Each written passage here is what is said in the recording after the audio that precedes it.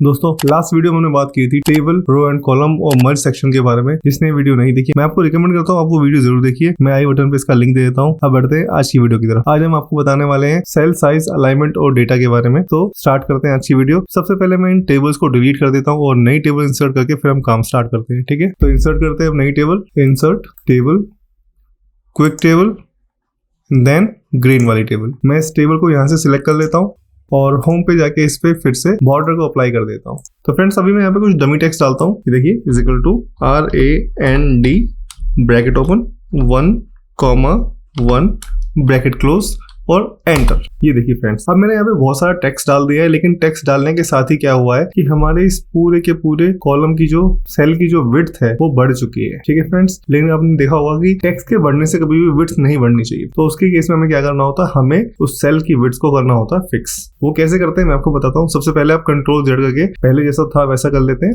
मैं दोनों सेल्स को सिलेक्ट करता हूँ, ऑटो फिट में जाके फिक्स्ड कॉलम विड्थ पे क्लिक कर देता हूँ। ठीक है फ्रेंड्स, तो अब मैं जैसे यहाँ पे दोबारा से फॉर्मूला लगाता हूं,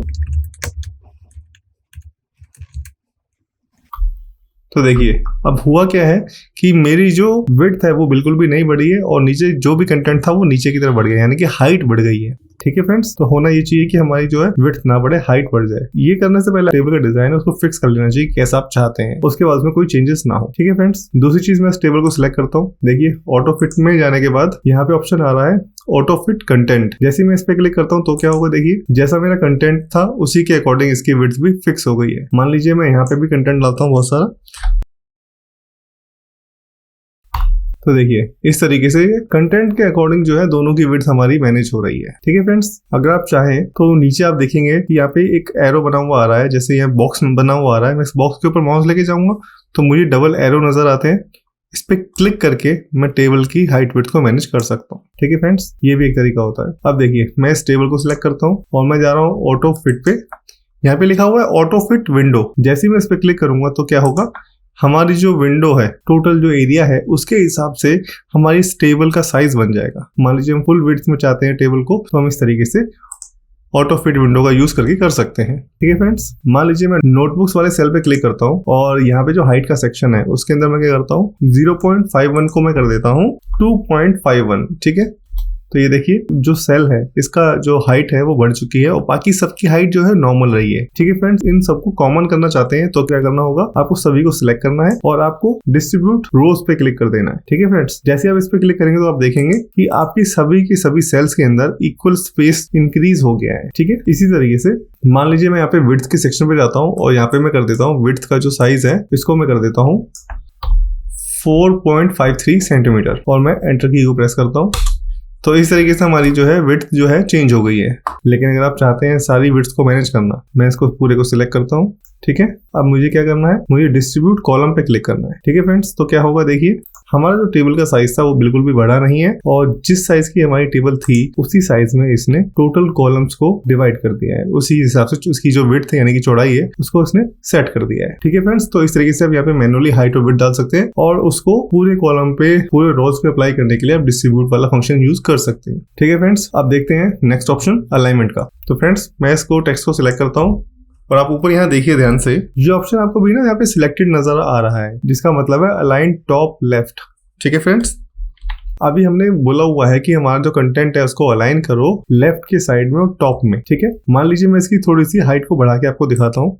तो आप देख पा रहे हैं अभी ये टॉप में और लेफ्ट में अलाइंड है। मैं इसको सिलेक्ट करता हूँ और इसकी प्रॉपर्टी को करता हूँ यहाँ पे अलाइन सेंटर लेफ्ट, यानी कि सेंटर और लेफ्ट। ये देखिए अब यानी कि ऊपर टॉप होता है, फिर ये सेंटर होता है, फिर नीचे होता है बॉटम।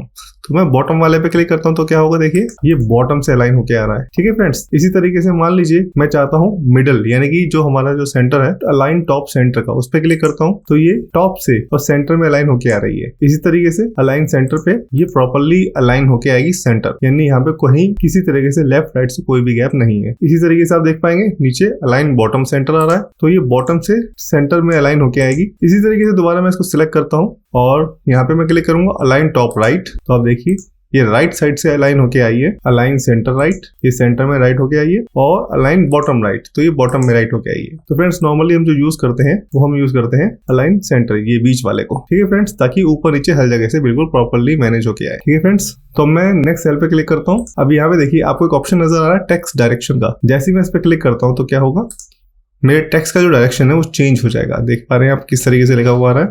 कभी कभी हम कुछ बैनर्स वगैरह बनाते हैं ना, तो हमें वहाँ पे इस तरह का टेक्स्ट डालने की जरूरत पड़ती है। तो ऐसे में इस पे क्लिक करता हूँ दोबारा से, तो देखिए अब ये इस साइड से आ गया है, और दोबारा क्लिक करने पे ये नॉर्मल हो जाएगा। तो फ्रेंड्स अभी के लिए मैं इस टेबल को डिलीट करता हूँ और सेल मार्जिन वाले ऑप्शन को फिर मैं आपको बताता हूँ। उसके लिए हम नई टेबल को क्रिएट करेंगे, ठीक है। इंसर्ट टेबल, और टेबल के अंदर यहाँ पे हम सिलेक्ट करते हैं, ये हमारी हो गई है टेबल इंसर्ट। अब मैं इस टेबल को सिलेक्ट करता हूँ। लेआउट में जाने के बाद अब मैं सेल मार्जिन के ऊपर क्लिक कर देता हूँ। यहाँ आपको सेल मार्जिन की कुछ प्रॉपर्टीज नजर आ रही है। तो सबसे पहले मैं यहाँ पे अलाउ स्पेसिंग बिटवीन सेल्स वाले ऑप्शन को इनेबल कर देता हूँ। यहाँ टिक करके मुझे ओके के ऊपर क्लिक करना है, ठीक है फ्रेंड्स।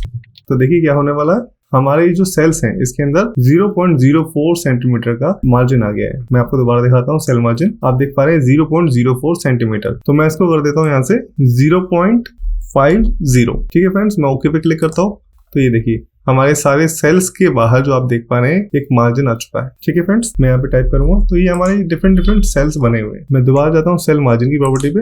अब यहाँ पे देख पा रहे हैं कि ऊपर भी लिखा हुआ है डिफॉल्ट सेल मार्जिन। ये क्या होता है, तो मैं आपको बता देता हूँ। जैसे ही मैं यहाँ पे देता हूँ 0.15 सेंटीमीटर, ठीक है, और मैं ओके पे क्लिक करता हूँ या कीबोर्ड में एंटर की को प्रेस कर सकता हूँ। तो ये देखिए क्या होता है, हमारे सेल के अंदर इसने टॉप से जो है मार्जिन थोड़ा सा ले लिया है, ठीक है फ्रेंड्स। तो जो स्पेसिंग है वो बाहर इंपैक्ट करती है सेल के, और जो हम यहाँ पे जो मार्जिन दे रहे हैं वो क्या करता है, वो हमारे इस सेल के अंदर वाले स्पेस को मैनेज करता है। यानी कि मान लीजिए मैं यहाँ पे 35 कर देता हूँ, तो आप देख पाएंगे कि टॉप से हमें 35 का मार्जिन मिल रहा है। अगर मैं दोबारा जाता हूँ यहाँ पे मैं बॉटम में दे सकता हूँ 0.25 सेंटीमीटर, और मैं ओके पे क्लिक करता हूँ, तो आप देखेंगे कि नीचे से भी वहां पे मार्जिन आ चुका है, ठीक है फ्रेंड्स। इसी तरीके से मैं यहाँ पे क्लिक करके लेफ्ट से मार्जिन दे सकता हूँ। मान लीजिए मैं यहाँ पे चाहता हूँ लेफ्ट में 1.19 सेंटीमीटर, तो आप देखेंगे कि जो हमारा जो साइड का जो एरिया है लेफ्ट का, वहाँ पे पूरा गैप आ गया है। मैं वहाँ पे कुछ भी लिख नहीं सकता हूँ, ठीक है फ्रेंड्स। मान लीजिए मैं यहाँ पे इसको सिलेक्ट करता हूँ और RAND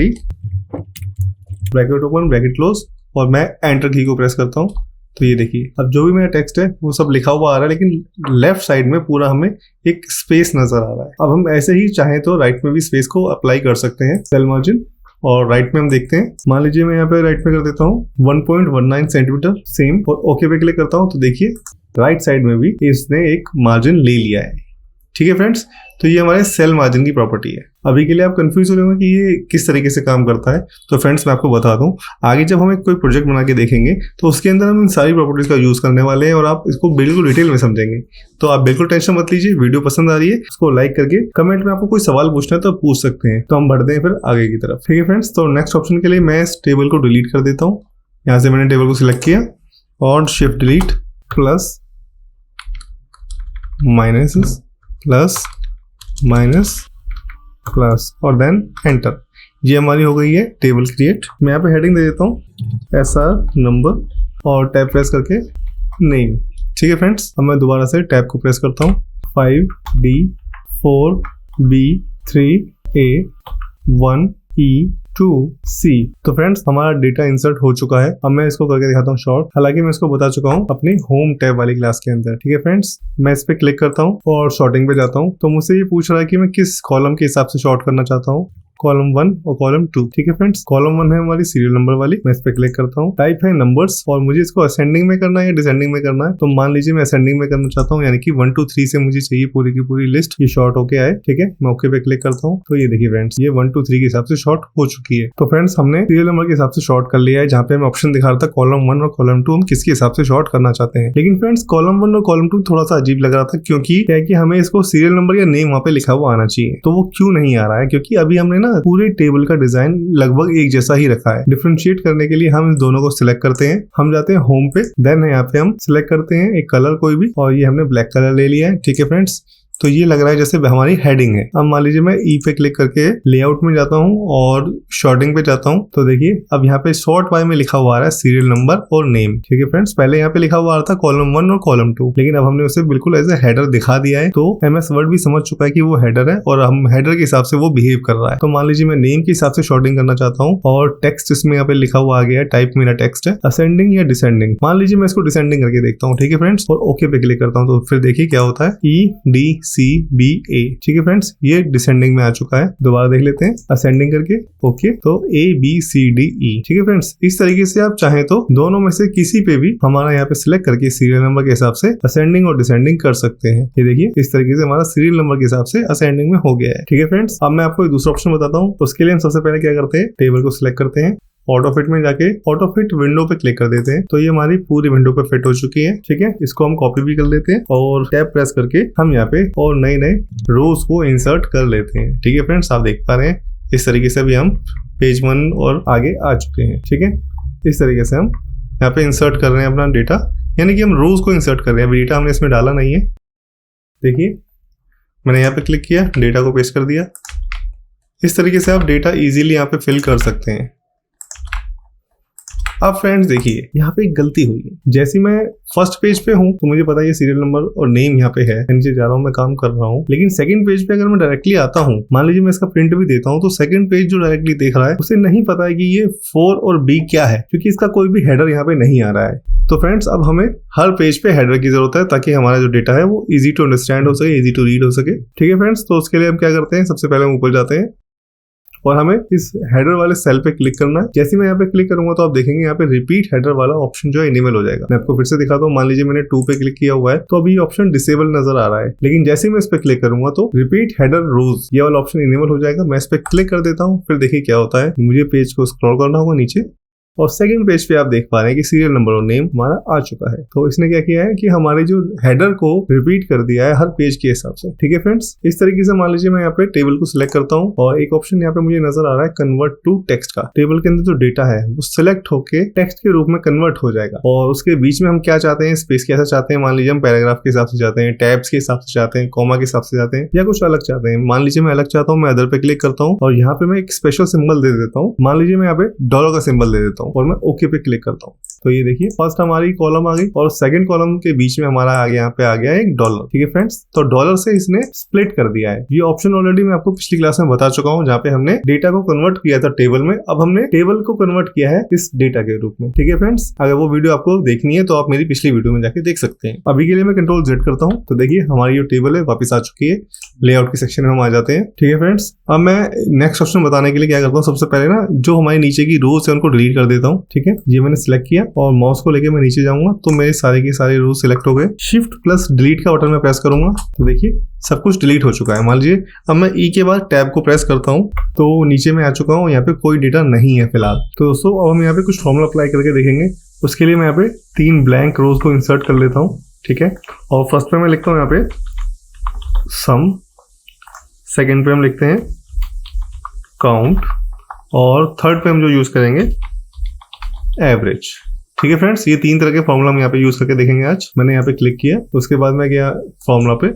ठीक है फ्रेंड्स, मुझे ओके पे क्लिक करना है तो क्या होगा कि ऊपर के जो मेरे ये सारे सेल हैं इनका जो भी डेटा है उसको काउंट करके ना उनको प्लस करके यहाँ पे दिखा रहा है कि 16 टोटल वैल्यू होती है, यानी इसका जो सम है वो 16 है। ठीक है फ्रेंड्स, मैं नेक्स्ट नीचे वाले सेल पे क्लिक करता हूँ। अब मैं यूज करना चाहता हूँ काउंट, तो मुझे जाना है फॉर्मूला पे। सम की जगह मैं यहाँ पे लिखूंगा COUNT काउंट। अब यहाँ पे सिलेक्टेड है, ओके पे मैं क्लिक करूंगा तो देखिए इसने सिलेक्ट कर लिया है, टोटल वैल्यू आ गई है 7। मैं यहाँ पे करके दिखाता हूँ आपको 1 2 3 4 5 6 7 टोटल 7 के 7 हमारा डेटा है वो इसने हमें यहाँ पे बता दिया है। ठीक है फ्रेंड्स, अब इन सभी डेटा की अगर हम एवरेज निकालना चाहते हैं तो मैं इस पे क्लिक कर देता हूँ। फिर से जाता हूँ मैं फॉर्मूला पे, सम की जगह मैं यहाँ पे लिखता हूँ एवरेज और मैं ओके के ऊपर क्लिक करता हूँ तो देखिए फ्रेंड्स क्या होगा, इस टोटल की जो एवरेज वैल्यू निकल रही है वो आ गई है 4.88। तो फ्रेंड्स ये हो गए हमारे फॉर्मूले अप्लाई करने का तरीका। इसमें और भी तरह के फॉर्मूलेस होते हैं, बेसिकली एक्सेल के फॉर्मूलेस हैं जो हम यहाँ पे यूज कर सकते हैं। ठीक है फ्रेंड्स, तो अभी के लिए इतना ही। आज की वीडियो में हमने लेआउट वाले टैब को कंप्लीट कर लिया है। नेक्स्ट वीडियो में हम बात करेंगे डिजाइन के बारे में, कि डिजाइन के अंदर हम टेबल्स को कैसे कैसे डिजाइन कर सकते हैं, उसके क्या क्या ऑप्शन होते हैं। फ्रेंड्स स्टेप बाय स्टेप मैं आपको बता रहा हूँ, कोई भी डाउट होता है तो आप उसको कमेंट में पूछ सकते हैं। ठीक है फ्रेंड्स, तो फिर मिलते हैं नेक्स्ट वीडियो में।